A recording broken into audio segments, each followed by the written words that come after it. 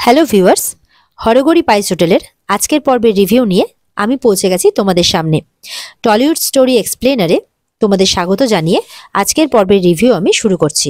শুরুতে ইন্সপেক্টর আর্য খুব ভালো করে রোবটটাকে দেখছে, বলছে গৌরী আমার সাথে যোগাযোগ করতে পারলো না বলে ওর এত বড় বিপদ হলো, আমি ওদের কিছুতেই ছাড়বো না। এদিকে কণিকা ভাবছে আমি কি করব, আমি কি ইন্সপেক্টরকে জানিয়ে দেব যে হিমানি খুব বিপদের মধ্যে আছে? তখন দামিনী কণিকাকে আটকায়, বলে দাঁড়াও, তুমি কোথাও যাচ্ছ, কোথাও যাবে না তুমি। রুদ্র তখন বাকি লোকগুলোকে বলছে এই হিমানি মেয়েটাই নকল পুলিশ সাজিয়ে এনে এখান থেকে সবকিছু নিয়ে পালিয়ে গেল।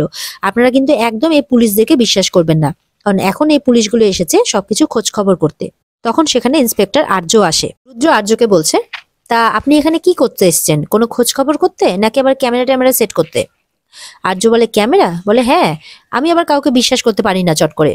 কয়েকদিন আগে একজন মেয়ে এসেছিল আমাদের বাড়িতে কাজের নাম করে, সে তখন আমার ঘরে মায়ের ঘরে সব ক্যামেরা ফিট করে গেছিল সবকিছু জানার জন্য।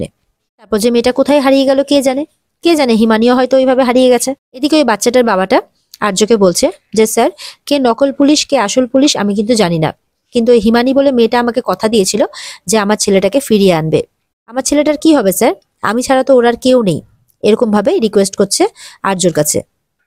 রুদ্র তখন হিমানির নামে উল্টোপাল্টা কথা বলে লোকটাকে, যে আপনাকে মিথ্যে কথা বলেছে, মিথ্যে আশা দেখিয়েছে, দেখুন ওই হয়তো কিছু ক্ষতি করে দিয়েছে এতক্ষণে। তখন হিমানি সেখানে চলে আসে, বলে আমি এসে গেছি। বলে হিমানি মিথ্যে প্রতিশ্রুতি দেয় না, সে যেটা কথা বলেছিল সে সেই কথাটা রেখেছে, হিমানি এমনটাই বলে। হিমানি বাচ্চাটাকে তখন তার বাবার কাছে পৌঁছে দেয়, আর এটা দেখে সবাই তখন খুশি হয়ে যায়। বাচ্চাটার বাবা তো খুব খুশি হয়ে যায়, হয়ে বলে হিমানি, আজকে তোমার জন্য আমি আমার ছেলেকে ফিরে পেলাম, তুমি তোমার কথার দাম রেখেছো। আসলে ওর তো কেউ নেই, মা মরা ছেলে। তখন হিমানি বলে কে বললো কেউ নেই, আমি আছি তো, আজ থেকে ও আমার কাছে প্রত্যেকদিন এসে খেয়ে যাবে আমাদের হোটেলে। বাচ্চাটাও তখন এটা শুনে খুব খুশি হয়ে যায়। আর্য তখন জিজ্ঞাসা করছে হিমানিকে, আপনি ঠিক আছেন তো? আসলে অনেক ভুল ধারণা ছিল অনেকের যে আপনি নাকি বাচ্চা পাচারের সাথে যুক্ত, কিন্তু আজকে বাচ্চাটাকে আপনি ফিরিয়ে এনে ওই মানুষগুলোর ভুল ধারণাটা আপনি ভেঙে দিলেন, অন্ততপক্ষে রকির। এরপরে আর্য যখন গৌরীকে জিজ্ঞাসা করছে যে বাচ্চাটাকে আপনি কোথায় পেলেন, তখন হিমানি সমস্ত ঘটনায় আর কি খুলে বলছে আর্যকে, যে তার সাথে কি কি হয়েছিল, কিভাবে সে নিজেকে সেখান থেকে উদ্ধার করেছে, আর তার সঙ্গে বাচ্চাটাকেও। আর্য বলে আপনি যেইভাবে বাচ্চাটাকে উদ্ধার করেছেন তাতে আপনার সাহসিকতা কথা বলে। পরে আর্য বলে এখনো তো জানা যায়নি নকল পুলিশ কে সেজে এসেছিল, একবার যখন জানতে পারবো না তাকে আমি ঘাড় ধাক্কা দিয়ে এখান থেকে নিয়ে যাব টানতে টানতে। তবে আপনার কি কারোর উপর সন্দেহ আছে? তখন সেখানে রুদ্র চলে আসে, এসে বলে আপনারা যদি আপনাদের আলাপ আলোচনাটা একটু তাড়াতাড়ি করে সেরে নেন তাহলে খুব সুবিধে হয় আর কি। রুদ্রকে বলে আর্য আর কি, চিন্তা করো না রুদ্র, তুমি এবারও বেঁচে গেলে, কিন্তু বারে বারে তো বাঁচবে না, আমি আবারও আসবো, আর তখন সব প্রমাণ হাতে নিয়ে আসবো। তারপর আর্য সেখান থেকে চলে যায়। আর্য যখন যাচ্ছে তখন আর্যকে রুদ্র আবারও ডেকে কথা শোনায় যে আপনি দিবাস্বপ্ন দেখবেন না, রাজারাও জানেন তো হাতি পুষতে গিয়ে হাঁপিয়ে ওঠে, ভয় পেয়ে যায়, সেই জন্যই নিজের জীবন নষ্ট করে কেন আপনি জীবনের সময়গুলোকে এইভাবে ঘেটে দিচ্ছেন? এমনি তো আমি আপনার চোখের সামনে থাকবো, আপনি দেখবেন শুনবেন সবই করবেন, কিন্তু ধরতে পারবেন না, হাতে শুধু হাওয়া ছাড়া কিছুই আসবে না, সেই জন্যই বলছি অযথা সময় নষ্ট করবেন না, এবার আপনি আসুন। আর্য চলে যায়। এদিকে দামিনী বাচ্চাটার বাবাকে বলছে দেখবেন ছেলেকে একটু সাবধানে রাখবেন, যা তার কথাতে আবার হোটেলে খেতে পাঠিয়ে দেবেন না, কখন কি হয় তার দায় কিন্তু আবার আমার থাকবে না। তখন বলে আচ্ছা গুরুমা, আমার মনে থাকবে। তখন যখন সব লোকরা চলে যাচ্ছে, তার মাঝে একটা লোক এমন আছে যে নকল পুলিশকে এখানে ডেকেছিল, গৌরীর মানে হিমানি আর কি। হিমানির মনে পড়ে যায়, তখন সে সেই লোকটিকে ধরে, যে আপনি নকল পুলিশ ডেকেছিলেন না সেই দিন। লোকটা তো অস্বীকার করে, আবার এদিকে ভয়েও কাঁপছে। লোকটা বলে বিশ্বাস করুন আমি কিচ্ছু করিনি, আমাকে ছেড়ে দিন প্লিজ। তখন হিমানি কলার ধরে নেয়। হিমানি বলে ভুল রাস্তায় এসে পড়েছেন আপনি, আমার সাথে চালাকি করার একদম চেষ্টা করবেন না। হিমানির সঙ্গে চালাকি করার আগে কিন্তু সবাই দুবার ভাবে, আর আপনি তো আমাকে কালকে যুদ্ধে নামিয়ে দিয়েছিলেন। হিমানি বলে পুলিশ এখনো বেশি দূর যায়নি, পুলিশের হাতে তুলে দেব, তাহলে সব সত্যি কথা বেরিয়ে আসবে। এদিকে লোকটা তখন দামিনীর দিকে তাকাচ্ছে, দামিনীও ইশারা করছে। লোকটা তখন অবিনাশের নাম নেয়, অবিনাশের নামে দোষ চাপায় যে সে নাকি রকিকে আর হিমানিকে মারার জন্য তাকে অনেক টাকা দিয়েছিল, দেবে বলেছিল আর কি, সেই টাকার লোভে সে এমনটা করেছে। রকি বলে মামা এটা করেছে, আমি যার জন্য মামাকে এই বাড়ি থেকে বের করলাম সে বাইরে গিয়েও এমন কাজ করছে। কণিকা তখন বলে অবিনাশ কেন হিমানির ক্ষতি করবে, হিমানি তো অবিনাশের কোনো ক্ষতি করেনি। তখন লোকটা বলে আমি কিছু জানি না, আমাকে যা করতে বলেছিল আমি তাই বলছি। ওদিকে রুদ্র দামিনীকে বলছে যে মা, তুমি কিন্তু এবার আমার পথে কোনো বাধা হয়ে দাঁড়াবে না, দামিনী তখন চালাকি করে বলে, আসলে আমি বুঝতে পেরেছি অবিনাশের রাগ হিমানির উপরে নয়, হিমানি তো একটা উপলক্ষ মাত্র, অবিনাশের রাগ হচ্ছে আমার বেটার উপরে। এদিকে হিমানি মনে মনে ভাবছে রুদ্রকে নিয়ে আর কি, যে এই দামিনী তোমাকে নিয়ে একটা খেলা খেলছে, শুধুমাত্র নিজের প্রয়োজনে তোমাকে ব্যবহার করছে। যেদিন নিজের প্রয়োজনটা ফুরিয়ে যাবে সেই দিন তোমাকেও মারতে দ্বিধাবোধ করবে না, কিন্তু একদিন তুমি সেটা বুঝবে। মানে হিমানি এমনটা ভাবছে আর কি মনে মনে। সেই মুহূর্তে লোকটা সেখান থেকে পালিয়ে যায়, হিমানি পিছন করেও পারে না তাকে ধরতে। এদিকে দামিনী হিমানিকে বলছে, এই সব কিছু তোমার জন্য হচ্ছে, তুমি যবে থেকে এসেছো তবে থেকে এইসব হচ্ছে। তোমার জন্য যদি আমার বেটার কোনো ক্ষতি হয় আমি কিন্তু তোমাকে ছেড়ে কথা বলবো না। এমনটাই জানিয়ে দেয় দামিনী হিমানিকে। হিমানি মুখে কিছু বলে না, কিন্তু মনে মনে বলে, রুদ্রর ক্ষতি তো আপনি করতে চেয়েছেন, তবে আমি থাকতে রুদ্রর ক্ষতি আমি আপনাকে কিছুতেই করতে দিব না। আমাকে শুধু আর্য স্যারের সাথে একবার যোগাযোগ করতে হবে, তাকে জানিয়ে রাখতে হবে যে রুদ্রর জীবনে খুব বড় বিপদ আসতে চলেছে। কারোর সামনে প্রকাশ না করে মনে মনেই হিমানি এই সমস্ত কিছু ভাবছে।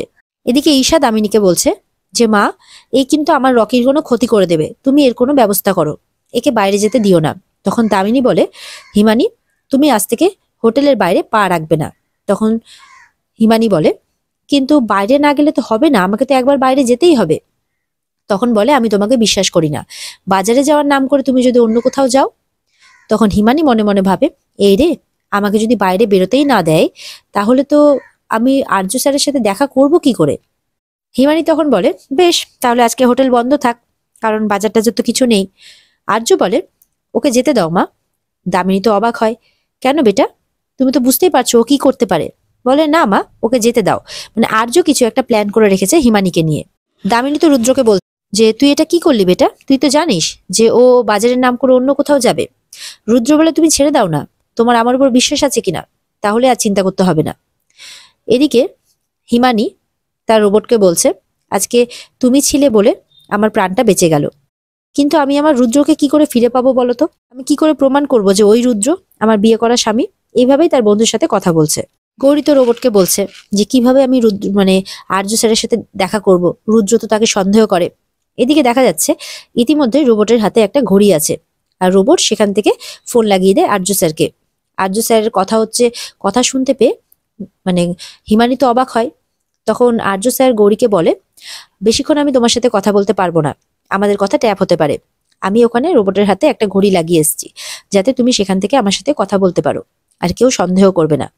গৌরী বলে, হ্যাঁ, আমি ভাবছিলাম বাজারে গিয়ে আপনার সাথে দেখা করব। বলে, হ্যাঁ, এসেই তাহলে দেখা করো, ওটাই সব থেকে বেটার হয়। গৌরী বলতে থাকে, হিমানি আর কি বলতে থাকে যে, রুদ্র আমাকে প্রত্যেকটা মুহূর্তে সন্দেহ করছে, আমি কি করে ওকে বিশ্বাস দেওয়াবো যে আমি ওর ভালোর জন্য এখানে এসেছি, ওকে এখান থেকে নিয়ে যেতে এসেছি। তখন আর্য বলে, ঠিক আছে, তুমি চিন্তা করো না, তুমি এসো, তখন কথা হচ্ছে। এদিকে তো হিমানি রোবটকে বলছে, তুমি তো ম্যাজিক জানো বন্ধু, তুমি এইভাবে ম্যাজিক করে সবকিছু ঠিক করে দাও। এদিকে রোবট তখন রুদ্র রুদ্র নাম বলছে। রুদ্র তখন সেখানে আসে।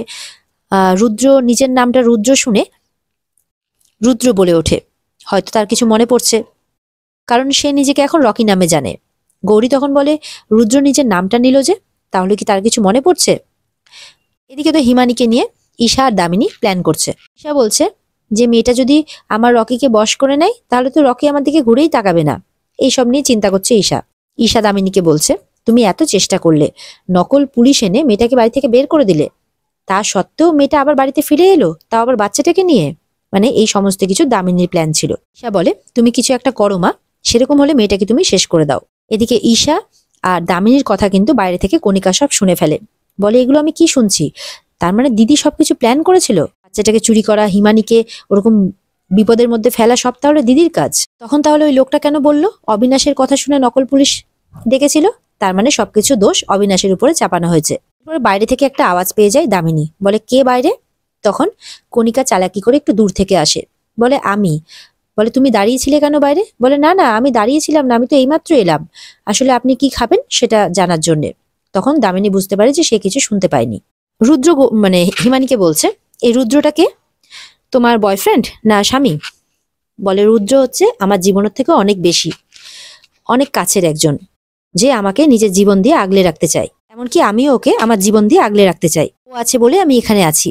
তখন রুদ্র বলছে, রকি আর কি, যে তুমি তাহলে ওকে ছেড়ে এখানে কেন পড়ে আছো, যাও না, ওর কাছে গিয়ে থাকো। হিমানি মনে মনে বলছে, আমি তো তার কাছেই আছি, তাকে দেখতে পাচ্ছি, তার সাথে কথা বলতে পারছি, তাকে ছেড়ে আমি কোথায় যাব। আর রকির দিকে তাকিয়ে আছে, রকিও গৌরীর দিকে তাকিয়ে আছে। আর এখানে আজকের পর্ব শেষ হয়ে যায়। বন্ধুরা, এই ছিল আজকের পর্বের রিভিউ। তোমাদের ভালো লেগে থাকলে পর্বকে লাইক, কমেন্ট আর চ্যানেলকে কিন্তু সাবস্ক্রাইব করতে অবশ্যই ভুলবে না।